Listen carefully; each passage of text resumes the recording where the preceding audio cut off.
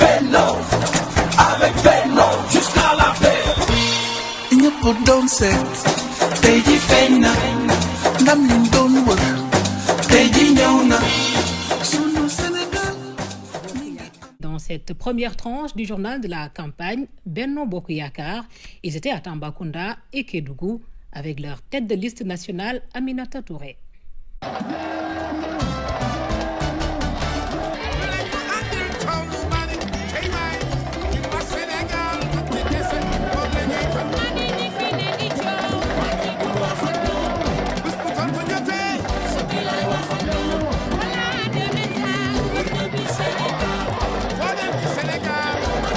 Asalaamaaleykum Tambacounda. Le 31 juillet, nous n'avons aucun doute que fii la victoire sera éclatante. Fii ci Tamba saa yu ma fi ñëwee sama xel day sori, monsieur le ministre wax na ko. C'est la ville de mon enfance, c'est la ville de mes études à l'école régionale de l'époque qui s'appelle maintenant l'école Fatou Diarra. C'est également là où repose ma petite sœur. Donc c'est une ville qui est très chère à mon cœur. Au cœur aussi du président Macky Sall. Li mu fas yéene dans les meilleurs délais, c'est d'abord de vous donner l'université que vous réclamez. waaye nag aussi projet bu am solo boo xam ne mu ngi dans le pipeline dans les meilleurs délais, c'est l'hôpital de niveau 3. Mais également un projet important boo xam ne daanaka démarré na, le chemin de fer qui passera par Tambacounda, qui reliera la région à nos frères maliens, à qui nous souhaitons beaucoup de chance et beaucoup de résilience. Les populations du Sénégal oriental, du département de Tamba sont largement avec lui pour lui donner une majorité à l'Assemblée nationale.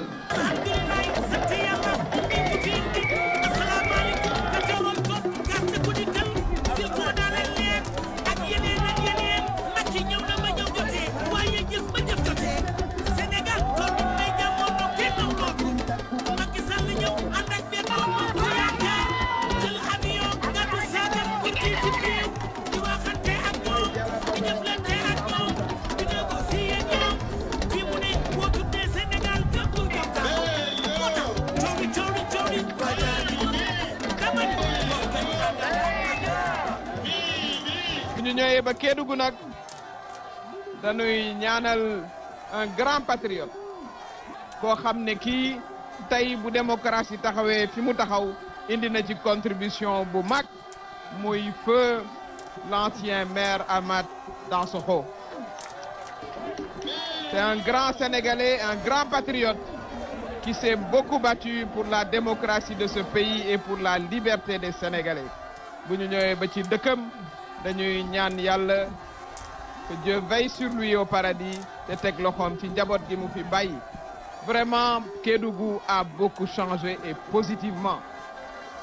Aujourd'hui, les ressortissants de Kédougou viennent investir chez eux des immeubles, de belles maisons, des entreprises.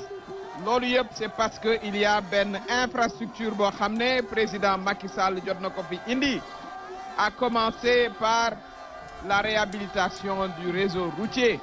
Xam nañ ne dëkk pour mu avancer il faut que infrastructure yi dëgër, te loolu le président def fii ci Kédougou. La réhabilitation du pont de Kédougou, pont boobu dafa indi koom-koom bu yokku ci ville de Kédougou ak ci département bi, mais pas seulement dans le département de Kédougou mais également le département de Salimata et de Saraya.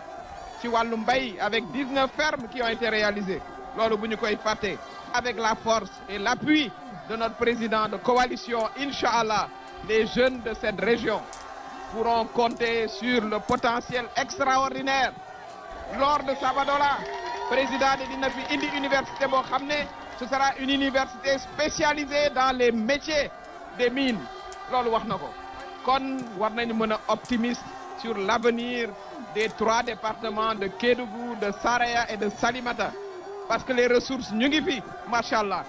Foog ñu former suñu doom yi ñu nekk de grands cadres nekk fi am fi ay soxna def fi ay entreprises développer également le formidable potentiel touristique les magnifiques chutes de Dindi Ferlo nga xam ne war naa mën a indi fii des centaines et des centaines de touristes jigéen ñi mën cee liggéey jeunes yi mën cee liggéey loolu yëpp nag pour mu antu il faut que ñu jox une large majorité à l'Assemblée nationale au président Macky Sall. Avec Benno jusqu'à la paix, Benno.